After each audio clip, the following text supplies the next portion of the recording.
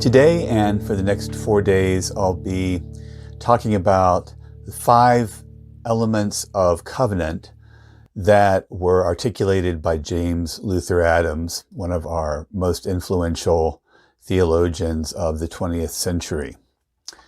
Adams, the first one, which we'll be dwelling on today, Adams said, human beings, individually and collectively, become human by making commitment, by making promises. The human being as such, as Martin Buber says, is the promise-making, promise-keeping, promise-breaking, promise-renewing creature. The human being is the promise maker, the commitment maker.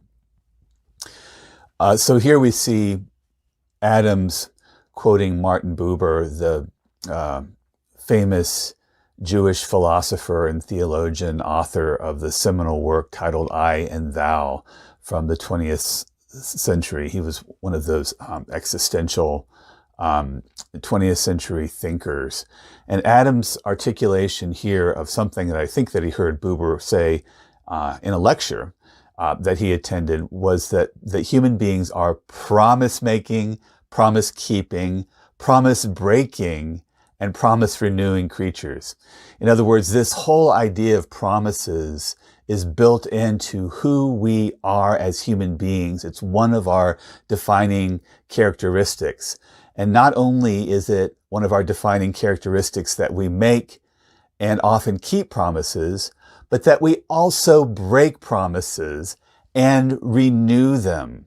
So in terms of being human and in terms of living into who we can be, promise making is extremely important. In fact, it defines who we are both as individuals and as members of a community. So sometimes it seems like we dwell on covenant, that concept, a lot in our religious traditions, especially in Unitarian Universalism. But it's that important to who we are and how we exist with one another.